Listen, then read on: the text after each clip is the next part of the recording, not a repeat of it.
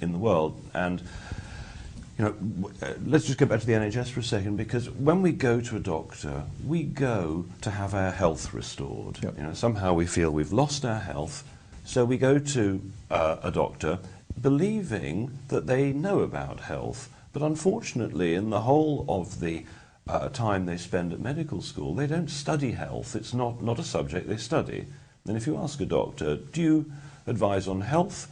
What do you do? They'll say, well, we are disease managers. We manage your disease. So if we go to a doctor, they can offer us drugs, they can offer us surgery, they can offer us radiation, but there's nowhere in there that they're taught how to offer us Brussels sprouts or suggest that actually eating something might be good. And in fact, I've heard doctors say, well, eating has nothing to do with your health, when, well, in my book, you are what you eat. And what you ate yesterday is you today. Your brain is healthy if you ate good, healthy food. If you ate donuts and hot dogs, it's probably not so great. So you look at the medical profession at the moment, and you're saying that there's too much focus on disease and treating disease, and not enough focus on saying, well, why aren't people well in the first place? So the Hunzas here living to well over 100, you're saying to me, and they're healthy, simple diet, a good diet, and that's making the difference. Well, it's a number of things. The Hunza have been recorded living up to 130. Women have been giving birth to children in the past aged over 80. Right. Men working in the fields at 110. They're a healthy bunch. And how they did it was they quite high up in the mountains. Hunza is on the Pakistan-Afghanistan border, and they ate very sensibly. They didn't cook their food for huge lengths of time because a lot of the wood was down there a bit. Short supply. Yes. And so they had cooking pots that had very, very tight lids, and any juice in what they cooked, they ate it all. They didn't boil the vegetables and throw away the water. They ate everything. And they particularly had some interesting varieties of fruits up there. They had a lot of mulberries, they had a lot of apricots, and the Hunza apricots, if you haven't tried one, are particularly tasty, the nicest tasting apricots in the world. And what they did, when they'd finished eating the apricot, they would take the stone, crack it open, and take out the kernel. And the kernel is full of vitamins, particularly vitamin B17. And there was a well-known film in the 70s by Edward Griffin, which suggested that apricot kernels were curing people's cancer. And there was a very, very big movement of people at that point taking apricot kernels because of its supposed cancer-curing properties. And the vitamin that's meant to do the job is vitamin B17. Mm. Well, we're going to come on to the subject of cancer curing, because of course that's not only a very hot topic, but the government legislates, say what we can and cannot talk about. But I'll just call it up. We should have it here somewhere. We've got your website. We'll just get that up on screen, and then hopefully you'll tell us a little bit about yourself and how you got into this. So this is Clive's website, Ancient Purity. So how did you get involved in this, and what led you to set up a website and start to talk to people about foods and good, healthy diets? Well, when I was younger, I was in the business of ophthalmic optics, and I was merrily working away. We dealt with things like contact lenses and ophthalmic instruments and so on, when I started getting ill. And I started getting so ill that I had to give up driving the car. Right. And I had to give up going to work. And within a very short time, I found myself in hospital. And what had happened to me is that I'd had a huge dose of antibiotics from the doctors. And it seemed that had wiped out my immune system, because I became type 1 diabetic. I became arthritic to such a degree that I looked like I was 90. All my joints were horribly deformed and swollen, and I couldn't lift a cup of tea, for instance. And after 3 weeks in hospital, the doctors said, well, we don't know the cause, we don't know the cure, but we can operate this afternoon if you want. So I got somebody to take me away from the hospital, because they clearly didn't have my interests at heart, I felt. And I was taken to a nutritionist, a man called Patrick Holford, who said, you're not low on drugs from the doctors, or you don't need surgery, you need minerals. And he gave me a stack full of minerals. I took them and I got better. It took about a year. All the arthritic condition just went away. And after probably 2 years, I got all my strength back, and that was 25 years ago, and I've been fine ever since. And then shortly after that, my father's best friend told me that he'd got cancer for the second time, and after having a kidney removed the first time and going through chemotherapy and so on, he felt he couldn't go through the doctor's cures again. So he got in touch with the only man to win the Nobel Prize twice as an individual, who's Linus Pauling, managed to get him on the telephone. And Linus Pauling said, take 25 grams of vitamin C every day, build up slowly, and see what happens. So he not only cured his cancer completely by taking vitamin C, when he was on his way to the doctor's office, he got mugged, beat up all the people who were mugging him, went to the doctor, and the doctor said, well, we don't know what you've been doing, but the cancer has disappeared. He lived 25 years after that. Right. So about 15 years ago, I started studying health big time. I spent all day, every day, just researching, finding out from the people who had recovered from incurable diseases like I had, what did they do right? And then about 3 or 4 years ago, I realized that I had such powerful information that I really ought to start telling people about it. And now, these days, I give talks explaining my research, because people are dying through lack of knowledge. Yeah. Well, before we came into the studio, you and I were having a chat about a few things, and we were working through certain topics. We covered salt. We were talking about margarine, and that was giving you it was informing me, but a little introductory part for the talk. So I think if we come into that. We're often seeing at the moment that we're being advised not to eat fatty acids, we're not to have salt, we're not to have this. Occasionally it goes the other way, so we're told we should be having our glasses of red wine, and then it's saying chocolate is good for you. I've seen that a couple of times, and then it's not good for you. So what's your view on, let's deal with some easy things, salt or eating margarine versus butter? What's your view on what we should and shouldn't be doing? Right. Well, essentially, if your ancestors recognised the food, it's going to be good. So your ancestors wouldn't have recognised ingredients that you can't read the words of. They wouldn't have really recognised processed foods. And it's the processing of foods that's doing the big damage. Let me give you an example which a lot of people wouldn't have thought of, perhaps, which is salt. Real salt is dried ocean. You know, you lay it out on a flat section of beach. The wind and the rain evaporate it, and it's wet. It never dries out properly. Even if you put it in the oven, if you took it out, it would be wet again in half an hour. Because it's absorbing the moisture again. Yeah. Particularly magnesium magnesium attracts water to it. So what the supermarkets do, what the salt manufacturers do, they assume you want dry salt. So they remove the magnesium so that it's now dry. But in removing the magnesium, they've removed a number of the other minerals. Then they think you want white salt, so they bleach it as well. Now, in that process, we have denatured the salt. Now, the Roman legionnaires knew all about salt. They paid their legionnaires in salt. The word salary comes from the word sal, for salt. And they also realized that the soldiers eating the rock salt, the inland salt, weren't as healthy as the ones who ate the sea salt.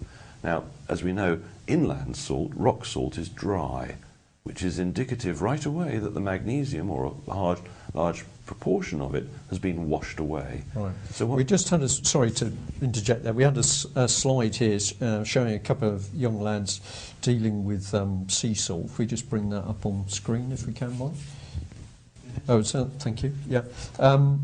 Is this is what's going on here? Is this proper sea salt that you're looking at, or? It's hard to say exactly from that picture, but presumably yes. You know, what you do is you let the tide in, then you, on a flat piece of beach, you then block the tide off. So now you've got water on a flat area, and the sun and the wind just dries it out, and then they rake it up and put it into bags. So yeah. By the look of it, this probably is a. I notice also the piles in the background have got a brownish Presumably they're still damp, and then where it's dried off, I don't know, it's turned white. But I just pulled this off the internet to at least give viewers an idea of the different options here. While it may look white, it's probably grey. Okay. And can you buy this sort of salt then? You can. There's a code name for it, in England anyway. It's called Celtic salt. Right. And Celtic salt is collected on the west coast of France, so it's dried Atlantic salt. Right. And I sell it on the website because it's very cheap, and it's one of the greatest medicines out. People don't realise how important salt is. You know, there's that old expression, he's worth his salt. Because if you're not worth your, or if you weren't worth your salt in the Middle Ages, that was you dying.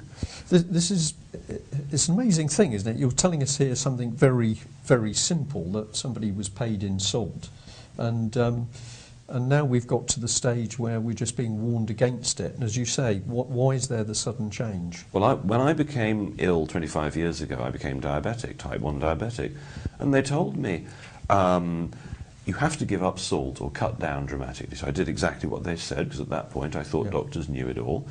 And for the next 10 years I had terrible muscle cramps. I used to wake up in the middle of the night in great pain because my muscles were in spasm. And somebody said, oh, you realise you're just not eating enough salt. That's why you've got magnesium deficiency. So the salt that the doctors have been warning us about is, if you take the dried sea with all those elements, all the elements that are in it, 76 odd minerals, if you take 2 of those minerals out, just the sodium and the chloride, and you put together table salt, sodium chloride, all the other 94 minerals are missing, and they're all necessary. We need them all, and we need food in a perfect balance to be healthy. So there are many, many cases of people who started eating real dried ocean as their salt and found their blood pressure went to normal. If it was high, it went down. If it was low, it went up. Salt is essential. And can you talk to doctors about what you know and your experiences? What sort of reaction do you get if you try and talk to GPs about what you know? Well, my own GP has been pretty open and is interested and keen to know things, but I've seen a lot of other GPs, talk to them, who really don't seem to be interested. They seem to believe that they know it all. I didn't hear it at medical school, it can't be correct. But unfortunately, the medical schools are teaching medicine which is mainly to do with drugs. Yeah. And what about nutritionists? Because obviously that's a profession that's come in now. Do you feel that they are, try not to put the words in your mouth, but do you think that people who've now studied nutrition through the system, they've gone in through a university and done a degree in nutrition, do you think that that's equipping them with the same sort of knowledge that you've got? Well, it's certainly not equipping them with the sort of knowledge that, say, a naturopath would have. You know, if I wanted an ideal doctor, I'd perhaps go to a doctor who is a GP and a naturopath as well. Naturopaths really understand the body in a type of detail that doctors don't. You know, doctors, on average, quite in some medical schools, they only do half a day on nutrition. And how much nutrition can you learn in half a day? Not a lot, probably. Not a lot. Yeah. And what if you're away that day? Yeah. I spoke to a trainee doctor who was about to pass their exams just in 6 weeks' time, and I asked them, what do you know about magnesium? And they said, well, nothing, we haven't been really taught anything about magnesium. And so I explained to her what I know about magnesium. Could I explain to you a little bit about magnesium? Yeah, yeah. Well, viewers, you're not here for me, you're here for the viewers, so yeah. Well, this is salt. This is real salt, rich in magnesium. So this is what you call the Celtic? Yeah, the Celtic salt. So this is yeah. dried ocean. Just try a tiny bit, because it tastes completely different to what we think salt tastes like. It's only sea. Now, if you took out the magnesium from the salt, you can put it into a liquid like this. And the best way to get magnesium into your body is actually just to spray it on. You can spray some on the skin and just rub it in, and like anything you put on the skin, it'll go straight in. Now, in China, they call magnesium the beauty mineral because it does fantastic things for skin. It makes skin very soft. It's going to have to work very hard on me, so we'll see about you this. Can have baths. All right, okay. But yeah. why it's so important is magnesium makes all the other minerals in the body work properly. Right. It makes, for instance, calcium work properly. Now, you go to a doctor and you say, well, I'm having problems with my bones or teeth. They'll say, oh, you need more calcium. But if you take more calcium and you're low on magnesium, having more calcium makes the problem worse, not better. Anybody who's got calcifications, as I did, when I had the arthritis, I had calcifications going on. The remedy for calcifications is magnesium. They work synergistically together. Calcium allows your muscles to contract. Magnesium allows your muscles to relax. Magnesium allows everything to relax, including you. So people who are tense, anxious, magnesium is often great for them. People having difficulty sleeping, often magnesium is great. But where magnesium is really important is for the people who have muscle cramps. Now, some people get muscle cramps, some usually in the legs. Some people get twitchy eyes. Some people get hiccups. Those three are symptoms of a magnesium deficiency. So if you're one of the people getting one of those symptoms, you're at risk from a heart attack or a stroke. Because if you have a muscle cramp of your heart muscle, well, they call those heart attacks. Mm-hmm. You don't want those. Now, doctors in the emergency room often know about magnesium because emergency room doctors are aware that if, let's say, 4 patients get rushed into the emergency room having a stroke or a heart attack right there and then, now let's say 3 of those 4 would normally die. If they inject them with magnesium chloride, only 1 in 4 will die. Magnesium chloride stops strokes as you're having them, stops heart attacks as you're having them. And you're saying in the medical profession people know this if they're working in A&E, but if they're... Some emergency room doctors seem to be educated to it, but GPs generally just don't seem to really know about magnesium. You know, every university hospital teaching facility is different, so one may know more than another. But in general, I've found that doctors don't seem to understand magnesium, and it's vital because anybody who's having muscle cramps, they must increase their magnesium content. And there are other ways to do it, not just taking magnesium directly. The problem, why magnesium's, well, let me put it this way, 90% of us are low on magnesium, even if we're not getting the symptoms. Where would we get magnesium from? Normally, we've talked about salt, but where else would normally we get it from a lot of foods. Now, let's say you were to eat whole grains, like brown rice, or eat whole grain bread, for example. That would have lots of magnesium, assuming that the soil that you've grown those products in was rich in magnesium in the first place. Yep. Let's just assume it was. So now you've got, let's say, rice, rich in magnesium, and actually rice is full of all the minerals, pretty much. So let's say you now take the husk off the rice, and you polish it, and now it's white rice. How much magnesium have you got left? 3%? 97%'s gone. Similarly, you take brown bread, and you turn it to white bread. Again, 90-odd% of the magnesium is gone.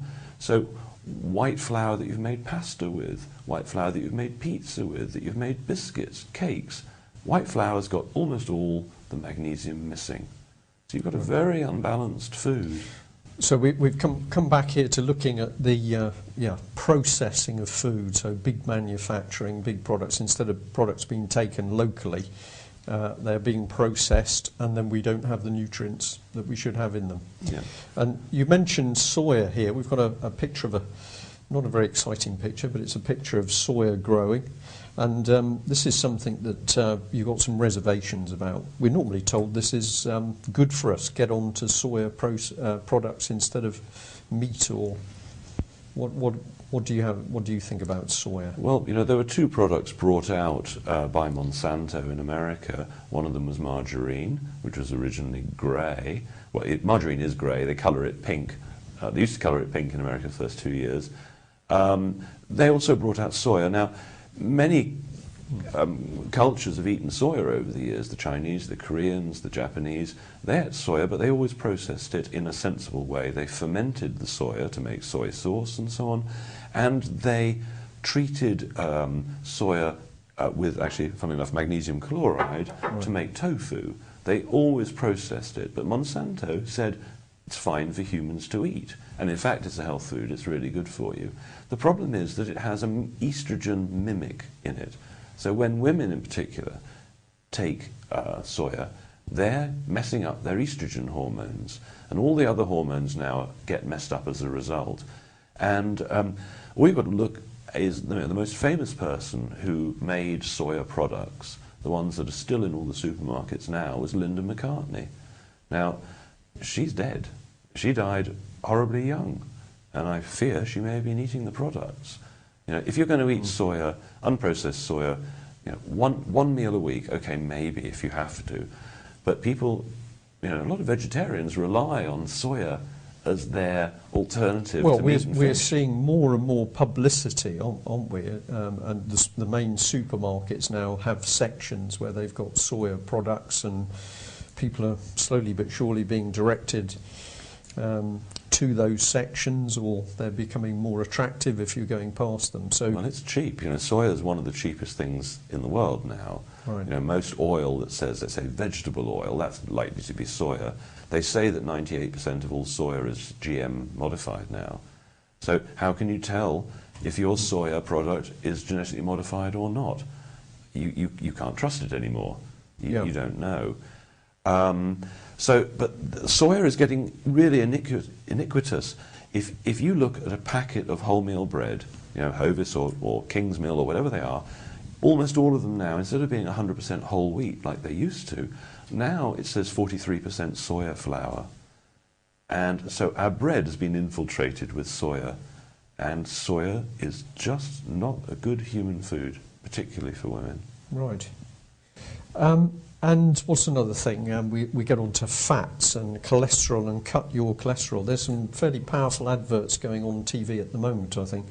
Where have I been hearing? I've been hearing it on Classic FM, and there's a regular advert coming up where they're saying, this is Brenda, she's 59 years old, and she's been to the doctor, her cholesterol too high, she's now exercising, and they're recommending a margarine. But the whole objective is that she's cutting out fatty acids. Well, you know, they call them essential fatty acids, right, okay. And whenever they use the word essential, they're essential amino acids, they're essential vitamins. That means you can't make them, you've got to get them from outside. Now, if you took your brain, for example, your brain should be somewhere between 70 and 80% water. And depending on how hydrated you are, depends how close whether you've achieved that or not. But if you take the water away and you're left with the dry weight of the brain, it's mainly cholesterol. Your brain is made of cholesterols and fats. So also the membrane of all your cells, you know, you've got 50 to 100 trillion cells in your body, they all contain cholesterol.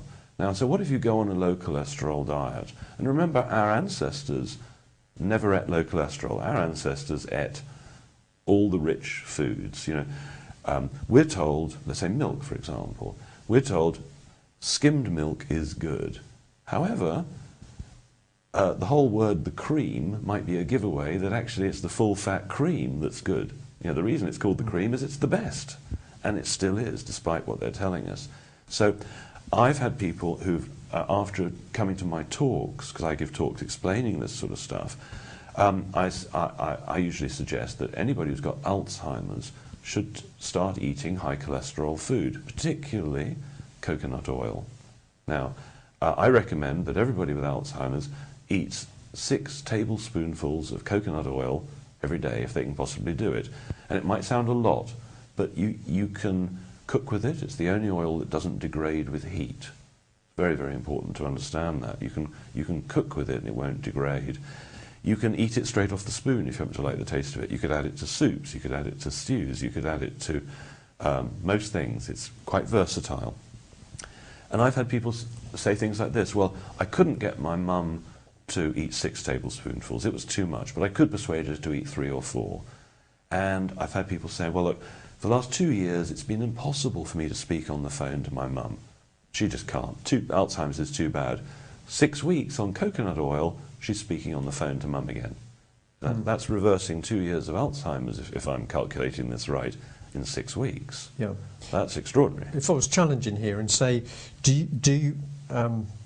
you are putting out a lot of information about this, and I know there are many, many other people now starting to challenge everything that's going on about what we're being advised to eat or not eat.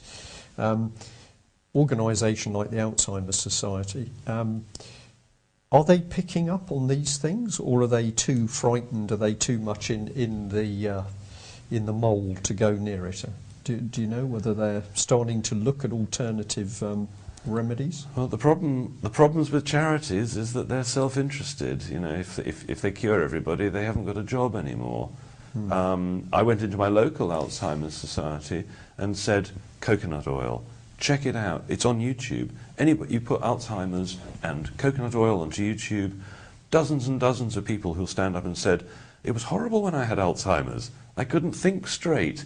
And now I can. I mean, all the evidence is there. You see, we've been told by the medical profession that all this medical information is terribly complicated. You've got to go to university for 6 years to study it, and then it takes a long time. But what if it's more simple than that? What if, actually, you can go onto Google, and within an hour, you can understand what I'm saying about cholesterol, because it wouldn't take more than an hour for you to realise, yes, actually my brain is made of cholesterol. And then go onto YouTube and see all the people standing up. And there are doctors there saying they're using it. We have to realise we need to take our power back. We're not stupid. This information isn't complex.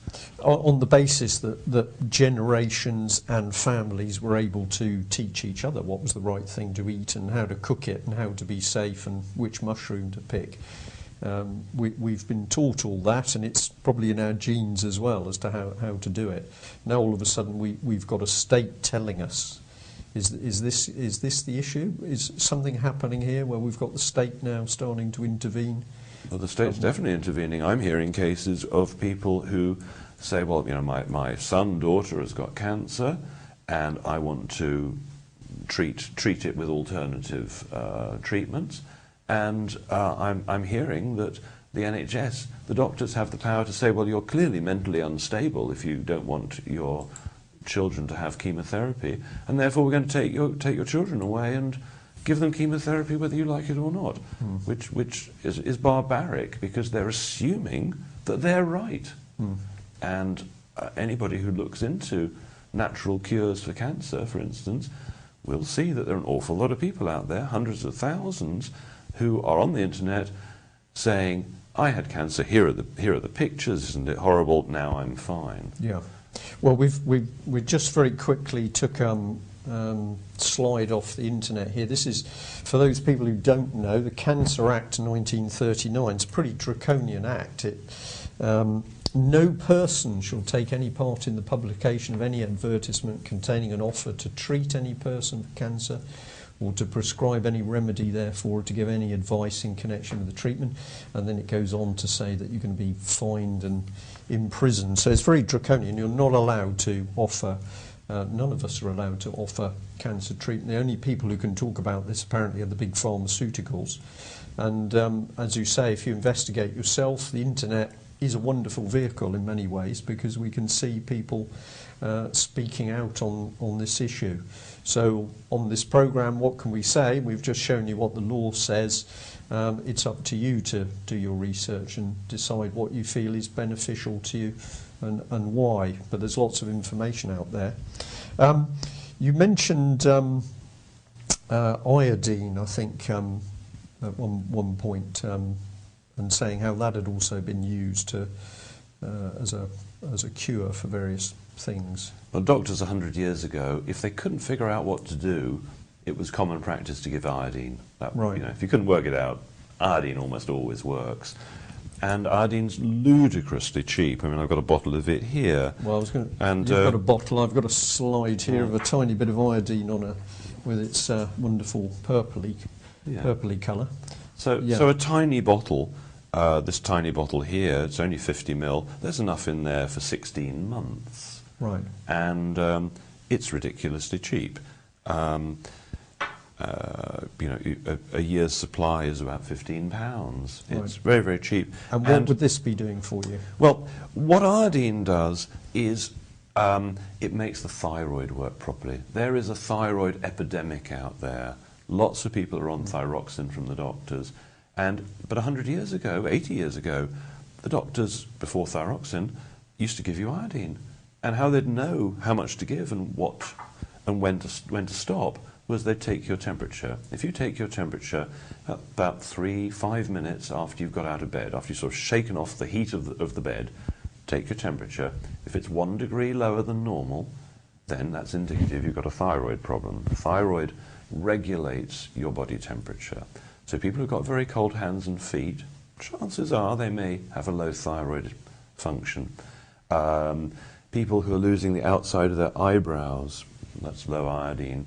The thing about iodine, why everybody's low on it, virtually everybody in the country is low on iodine right now, is because of the chlorine and the fluoride and the bromine that we're subjected to. Right. What's happened is we're bathing every day in chlorine, and the chlorine is a smaller atomic size than iodine. So chlorine gets in straight through the skin.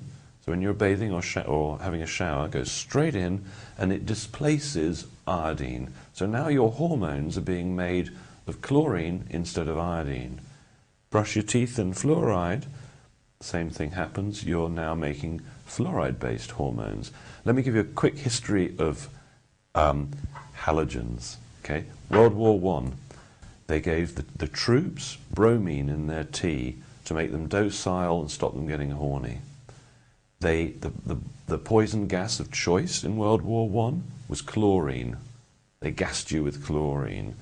Then in World War II, all the concentration camp victims were fed fluoride because fluoride is tasteless, odorless, colourless, and makes you docile. So there's no surprise that they want to put it in the water supply. Already are putting it in the water supply in some cases. If you've got fluoride in your water supply and want to get it out, take a little bit of boron, otherwise known as borax, very cheap, and put a little pinch in the water, or more than a pinch, and it will neutralise fluoride. The best thing to do is to make sure you filter all your water. If you haven't got a filter jug, at the very least, you want to not only be filtering the water that you drink or make tea with, but you don't want to be boiling your vegetables in chlorinated water because you're filling your kitchen with chlorine gas. Yeah, it's just well, not I sensible. mentioned something to you earlier this morning, which is something I've noticed. I've got 2 dogs, and in the last, I'd say in the last year in particular, the dogs, they've always got a bowl of fresh water on the kitchen floor, but now they are there at the back door. They want to go out and drink rainwater, so they will drink the tap water. And I've never noticed this before, but it seemed to particularly started in the last year. So those dogs, for whatever reason, are now saying, I'd rather go and drink the rainwater than the tap water. Tap water where I live, I have to say, tastes to me anyway a lot better than it does in this office complex. So the issue of the water and what's being done with the water, a lot of people are beginning to pick up on this. Well, we are water. We are mainly water. Yeah. And if you look at water in detail, you've got H2O, hydrogen and oxygen. Now, hydrogen is the smallest atom that exists. It's number 1 on the periodic table. And they reckon we have something like 4,000 quadrillion atoms in our body, and most of them are hydrogen. So the water that we ingest is us. Right. And let me just talk just a tiny bit more about iodine for a minute to put it in perspective. If you're low on iodine, you'll have a low IQ. If a woman is low on iodine, she gives birth to a child, that child will also have a low IQ because she was low on iodine. If the woman is really low on iodine, clinically low, the doctors have a term for it, the child will be born a cretin, mentally deficient. That's how important iodine is. People who have brain fog, very often it'll lift once they get enough iodine. Right. Super important. So with water, the quality of the water is huge. What you did yesterday is who you are today. And if you drink polluted water, and it is so polluted these days if you're unlucky, depending which part of the country you're in and what they're actually doing with the water. The salt's sitting there. We're talking water. You were telling me earlier on about a doctor in Iran who was doing some amazing stuff. Tell us a bit of that. Unfortunately, I couldn't find a picture of him, but I found the internet mentioned him by name. Yeah, it's Dr. Batman Jelig, and people call him Dr. Batman. Yeah. And his story is fantastic, I think. He got arrested when the Ayatollah came into power and got thrown into the nastiest jail in Tehran, and the jail had been built for something like 800 people, and it had 7,000 in there. And with that level of overcrowding, they were ill. He reckoned that 50% of the inmates were ill with something, usually stomach bugs. Anyway, he had no medicines. He was the only doctor there, and people came to him right away saying, "What do I do? I'm ill." And he had only two things to offer, no medicines at all. Right. He had real salt, proper salt, and he also had very, very good quality water. That's what the prison had.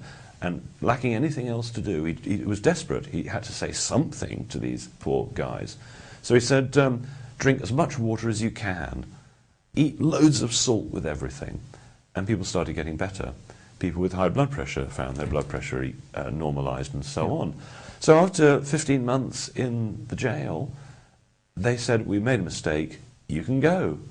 And he said, "Well, look, I'm doing the biggest medical research that I could ever do in my life. Do you mind if I stay for another 6 months and finish it?" They let him stay in jail for 6 months. Now if you go onto his website, there are tens of thousands of people saying, "You were right, I was dehydrated. That was the whole problem, and I wasn't eating enough salt." So the primary focus of his website now is, are you sufficiently hydrated? Are you drinking enough? Exactly, and he's written several books. One of them's called The Body's Hidden Cries for Water. Right. He's written another on The Body's Many Cries for Water. And we are dehydrated generally. Most of us are. By the time you get thirsty, you're already dehydrated. You want to be drinking enough, really, so you never get thirsty. But the higher quality of the water, the less you need to drink. And there are certain things you can do to water to improve its quality dramatically. Right, okay. Let me tell you what... Take us through those, yeah. Yes. For instance, this isn't water, but if it were, just by spinning it round like this, not spraying it all over the studio, spinning it round, you'd get a vortex there. Just spinning it improves the energetic quality of the water, and that side of it's very important. Other ways to improve water, apart from filtering it, you can use a device like this, which is an ozone generator. Now, with an ozone generator, you get a glass of water here. Now, let's say this is the worst water in the world. It's got old antibiotics in it, it's got birth control pills, it's got chlorine, you name it. You pop this little air bubbler in here, and you turn this on. If I quickly plug it in, I'll just demonstrate it. Take him to that for me. I'm going to pull myself away from the plug, so we're just anyway. laughing because the button's green, which is going to... oh, I see, yes. So something unique is happening here. It's okay, doesn't worry. Yeah. Anyway, if we could turn it on, you'd see bubbles coming through, which is ozone. Ozone is O3, oxygen 3, just like the ozone layer. And put it on for 2 seconds, it neutralizes it. There's a great video on YouTube where they have a goldfish in a bowl swimming around happily. They take a little drop of pesticide and drop it in the bowl. In a second, the fish is upside down, dead. They put the ozone generator in it, turn it on, 1 microsecond, and now suddenly the goldfish is up and swimming around again. Right. Ozone will neutralize toxins and poisons instantly. Right. And we're not suggesting people poison and pull goldfish, but I wouldn't suggest that. No. Yeah. But let me just tell you something about ozone. While you can purify water with it, let's say you've got some fruits and vegetables from a supermarket. We'll call that supermarket Deathco. So you've got some Deathco fruits and vegetables. Right. Now they've been sprayed with fungicides, pesticides, whatever. So you put them in a bowl of water, you put the ozone generator on, and you bubble some ozone through the vegetables. All the chemicals that are on the outside will now be neutralized. So you can essentially turn non-organic vegetables organic. Now, they may still be missing all the minerals, But you can kill... Cleaning them. You can clean them. Yeah. There are other ways to clean them. If you can't afford an ozone generator, vinegar, apple cider vinegar works very well. Right. Just to scrub them. But remember that just washing vegetables and fruits to get those chemicals off isn't enough, because they've sprayed on water-resistant chemicals. They don't want the rain washing them off.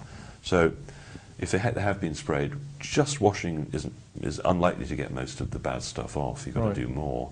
Well, we're in an amazing situation here, aren't we? We rammed the date home, 2013. We're supposedly in a well-developed society and economy, and we're coming out with ways that we've got to deal with our food in order to eat properly. Why do you think this has come about? Well, the main reason is the damage they've done to the soil. Now, I used to be an organic farmer, and they came to me when I wanted my land certified organic. You didn't used to have to certify land organic. It was assumed that it all was, unless you'd poisoned it. Yep. But they came to me and said, okay, we're going to certify you. And I said, well, what will it involve? And they said, well, look, if you haven't put chemicals on for 3 years, chances are your soil will be good and we'll pass you. But if we still find residues of poisons, wait another 2 years, so 5 years have now elapsed, and then we'll almost definitely pass you. But I know that if you've killed the land with chemicals for a long time, for decades, it could take hundreds of years for the soil to recover. Because when I was young, when they ploughed the field, I noticed a couple of things. One is thousands of birds of all different species would come because you were turning over all the worms and things. You look at a field these days, some fields have no birds at all when they plough it, some have some seagulls, some have a few crows, but it's not the flocks of birds that there were just a few years ago. And also, soil used to be this very dark brown colour. Now I'm seeing soils at the end of harvest time, they're sort of grey and incredibly light brown. Now, if soils have a high mineral content, they're going to be dark, rich, filled with humus, right? But these days, the soils are empty, so you plant vegetables and grow them on these empty soils. They put NPK, nitrates, phosphorus, potassium, on the soil, because just those 3 minerals are enough to allow plants to grow, but they can be empty of all the other minerals. Let me give you an example. In Jamaica, they have an incredibly high rate of arthritis. In Israel, they have almost no arthritis. If you know any Israelis, ask them, do you know anybody in your country who's got arthritis? It's really surprising. They usually say, no, I don't know anybody who's got arthritis. Now, that doesn't happen in England, and it certainly doesn't happen in Jamaica. In Jamaica, what happened is, when they planted the island up with sugarcane, the sugarcane stripped a lot of minerals out. Monoculture of sugarcane for a long time, it strips one particular mineral out, boron. So in Jamaica, there's very little boron left in the soil. So then when sugar beet took over, and they started planting vegetables where the sugarcane had been, they grew vegetables with low boron. And without boron, you get arthritis. The reason that Israel has so little arthritis is it has the highest rate of boron of any soil in the world. So of course they don't get arthritis. People don't know that.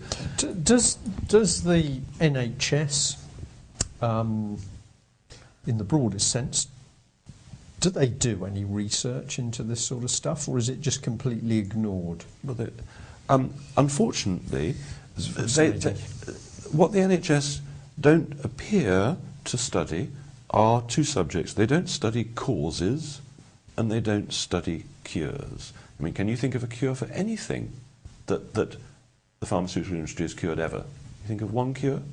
They say we're spending... they spent 40 billion on cancer just in the first 20 years of cancer, the war against cancer. They haven't cured it. They don't even know what the cause is. But the weird thing is that I can tell you what the causes of cancer are. It's been known. They won Nobel Prizes for it. Back in 1931, Otto Warburg, who was a Nobel Prize winner, his work was proving that if you took a normal cell and you deprived it of enough oxygen, it became cancerous to survive. So a normal cell is aerobic, breathes oxygen. You starve a cell of oxygen, it changes its metabolism, so now it's burning glucose instead. And that's what we call a cancerous cell. Right. So to say that the cause of cancer isn't known isn't quite right. Well, how about the Nobel Prize in 1931? Also in 1931, there was a French doctor who presented 30 years of studying cancer in Egypt and the rest of Europe. Right. And what he found was that the Egyptians only had 1/10 of the cancer rate of Europeans and Americans. This was from 1900 through to 1931. But if you took an Egyptian and you moved them to, say, Germany, within 2 years they would have raised their cancer rate 10 times and now have the same rate as Germany. So what's this pointing at? Environment is the key thing. Well, he spent 30 years. Is it the fact that they're Egyptian? Is it the fact that they're in Egypt? What is it? And he worked out it was magnesium in the soil. That by that time, in Egypt, they still weren't using chemicals hardly at all, but in all of Europe and America, they were beginning to use chemicals. And just in that short period of time, they'd taken the magnesium out of the soil sufficiently to have raised cancer by a factor of 10. Right. You know, the doctors will say, well, we don't know about cancer, but we think it's probably genetic. But 100 years ago, 3% of the population got cancer. Now it's about 50%. How can it be genetic? It's got to be environmental. And what happened to that research? You're saying that was Nobel quality research. What's actually happened to that? Well, they don't teach it at medical school. That's the problem. It's not that the information is all there. It's not covered up, but they don't teach this type of information at medical school. They teach how to irradiate, how to do surgery, and how to push drugs. Yeah. Now, just keep an eye on the clock. We've got 7 minutes here. You mentioned sugar earlier on, or I mentioned sugar, and you twitched. What do you feel about sugar? Even if it says raw and unrefined, you don't want to eat it. Look, if you want something sweet, go into the supermarket, buy xylitol, Xylitol, xylitol. It's from birch trees. It's a natural product. Diabetics can pretty much eat it. It's very, very safe for everybody except dogs. You mustn't give it to your dogs, just like you mustn't give them chocolate or mushrooms. Yeah. But the thing I'd really like to talk about, I'd just like to get back to the minerals for a bit, and I'd like to tell you about this stuff. This stuff is fulvic minerals, Fulvic, fulvic. Now, let's say that we cast time back, and now we're in the forest. We've always lived in the forest, we know where everything is, and all life in the forest has gone into the soil, right? Every insect, every leaf, every animal, it's all died and gone round and round forever. So if you could take the soil, pour some water on it, and strain that muddy water off, you'd have the perfect mineral supplement. There's nothing better than What comes out what's coming out of the soil. So there are a few places in the planet where, by geological accident, rainforests have got crushed. You know, sometimes it seems, they say it makes coal, sometimes diamonds, sometimes oil, and sometimes you can get a mineral supplement that is so powerful that there's enough in here for 4 months, for instance. Now, so this is every mineral known to man, every rare earth, every amino acid, there's everything in here, and it's so strong it's 4 months worth. Now, the first day I tried this, I woke up the next morning and I felt different. I felt completely different. And after a couple of weeks taking it every day, how I felt different was that my body had shed 20 years in age as far as the way I felt. I felt so great. Any stiffness or any, you know, Gone. it's just gone. Right, now, that's just reminded me, because you also mentioned DNA, didn't you? You were talking about DNA tests now starting to be able to identify something that we couldn't a few years ago. This is incredible. 2 things have happened recently that are mind-blowing. In 2008, the Nobel Prize was won by 3 people for the discovery of telomeres. Telomeres are the strands at the end of your DNA, and they can now measure how those telomeres are getting depleted. Once you run out of telomeres, the cells die. So it's very important. You want to slow down the loss of telomeres. Right. A sudden stress, a shock, will slow it down. But now they can measure it. They started looking at the Chinese herbs that they always claimed were good for longevity, like ginseng. They started working with astragalus, it's a root, also known for longevity, and they found now a supplement that you can take that makes your cells grow younger. So this is extraordinary. This has never happened in human history. People on a cellular level are getting younger. That means you might be 50, but you can do the stuff you used to do at 30. There's a YouTube video called How to Live to 150 and Beyond. That's a good place to start to learn about it. We're just redoing our website, and probably in a week or 2 we'll have these new products on, because there are a couple of products that completely change the game. Completely. You can reverse cellular aging. That means reversing disease. reversing how you feel, being fitter again. And there's another thing, a test, it's called Smart DNA, and I offer this test. They can now sequence your genome and work out who you are exactly. It cost 20 billion, I think, to sequence the genome 20 years ago. Now it's £700. What you get with that information is you know exactly who you are. Some people, let's say, might not get on with a certain product. It might be an oil, it might be a mineral, it might be a vitamin, it might be a type of food. Whereas before, it was just guesswork, trial and error to see whether you got on well with it or not. Now, you can get an 80-page report which tells you exactly what you can and can't do to be well. So you can avoid all those possible diseases that you could have had. You can avoid the lot, as far as we can see. It totally changes everything. Yeah. This is a bit of a low fast ball, but Codex Alimentarius. Can you comment on that at all and just explain it with an eye on the clock for viewers what that is? Well, Codex is supposed to make you safe by legislating what foods you can have, how much you can have of them, and so on. So what they've done now, the Europeans, you might have heard this, that let's say I was bottling water. Okay, now if I had the temerity to suggest that water could hydrate you, to suggest that this was wet in some way, I could get 2 years in jail for claiming that as a health claim if I wrote it on the bottle or put it on my advert, because there's never been a double-blind test to prove that water is hydrating. Now, if you were to do a double-blind test, what would you compare water against? You'd know which. You can't do a double-blind test for a lot of products because you'd tell by the taste, by the look of it, whatever. Blindfolding isn't going to help you. What Codex is doing is it's codifying law, whereas English law was you can do anything you like unless it's forbidden. Codex is Napoleonic law, where you can do nothing unless it's specifically allowed. So they're saying, oh, this might be dangerous, so you can't have it. But if we spend £1 million testing it to prove it's safe, then we might be able to do it. But then you say, well, look, here's a Chinese herb. This has been around for 3,000 years. They were writing about it in China 3,000 years ago. Can I have that? Codex will say no, because it hasn't been proven in England. So this is big state prescription of absolutely what we can eat and the minerals and supplements that we can and cannot eat. Bizarre as it might sound, they don't seem to want us to be well. Right. Well, I was going to say we've got a minute to go, and I'll do this for you, really, but for us it's very clear that we are being attacked by our own government, and that includes the foods that we eat. These people do not want us to be well. That's the conclusion that we've come to, and the information that you're putting across about what we can and should be eating, I think, is absolutely fascinating. So, if you've been with us today and you want to investigate more, this is Clive's site. We just put it up very quickly. Have a look and see what he's saying. Do your own research. Try it for yourself. Well, we're going to say thank you very much for joining us, Clive, and well, we hope to have you back again. Good. Thank you very much. Thank you.